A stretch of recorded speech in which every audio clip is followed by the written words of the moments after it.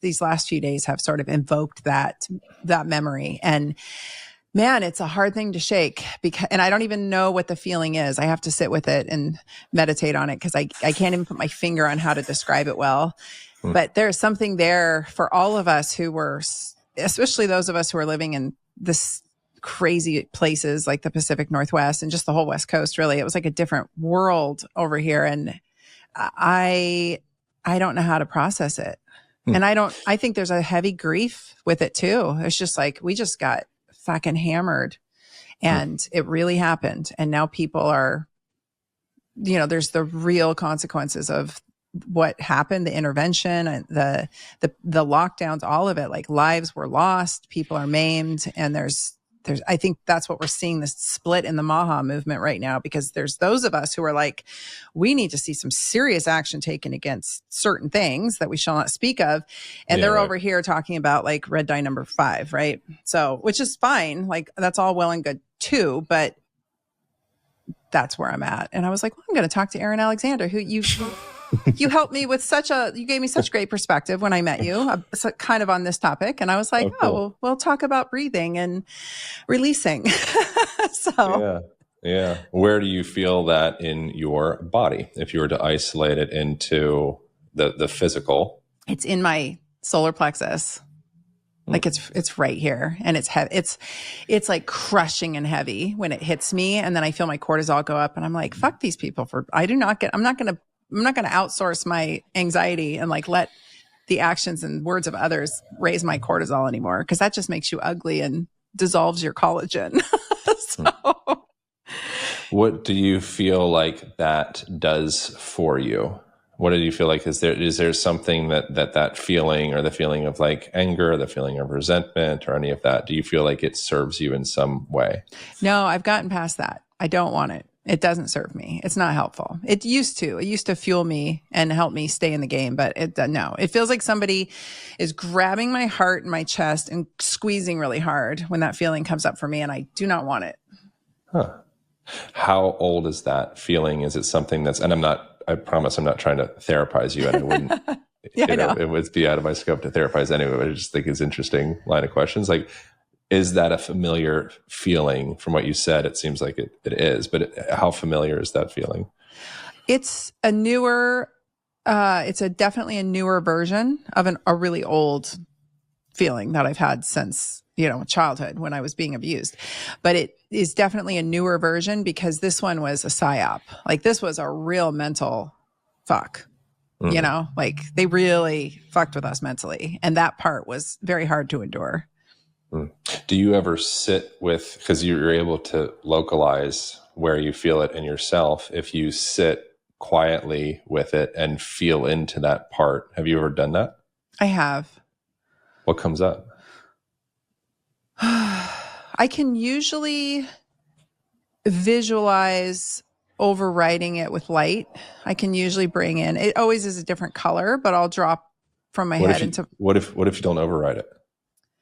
Well, it feels black and mucky, it's like the light isn't there.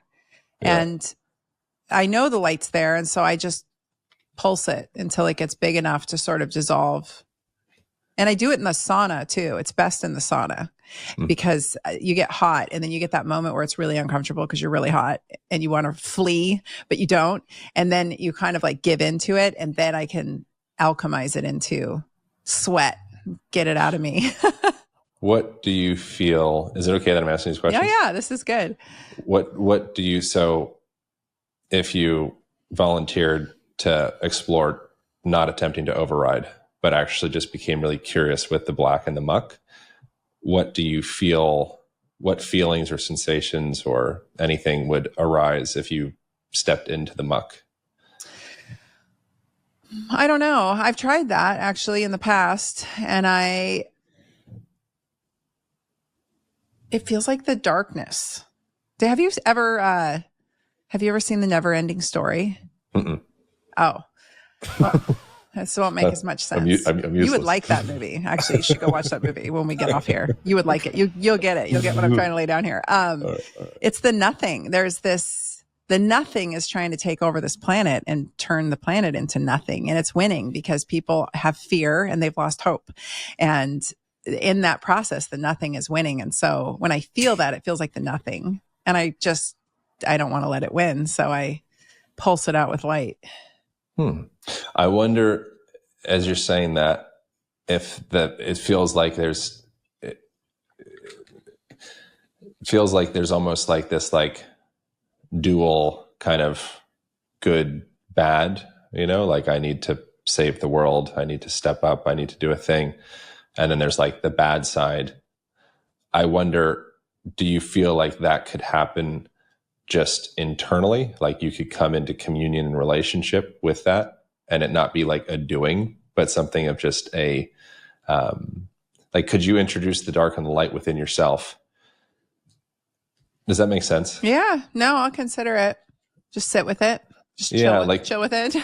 Yeah, like sometimes I wonder if maybe like this, like the outward, manifestation of things, like ultimately you could argue like, what is life, and is it a dream, or is it is there an objective reality? Is this a simulation? Is this God? Is this evolution? Like who the heck actually knows what's going on here?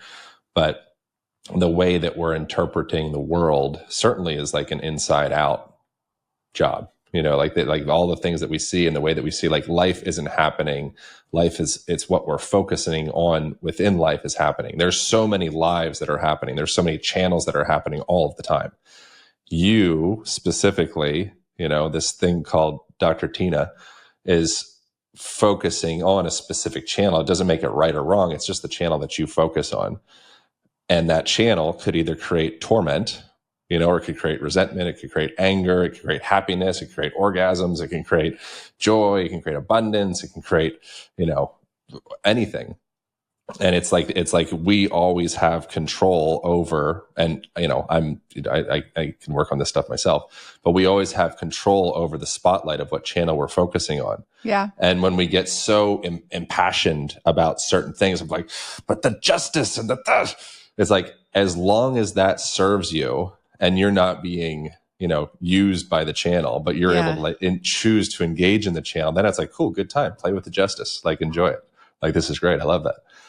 But is it something that creates contraction within the self? Is it something that creates darkness within the self? Is it something that closes down access to deeper relationships with others or with the self?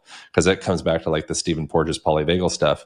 There's a binary, and you already know all that stuff, but there's a binary nature to the nervous system. Mm-hmm. And there's safety and there's threat.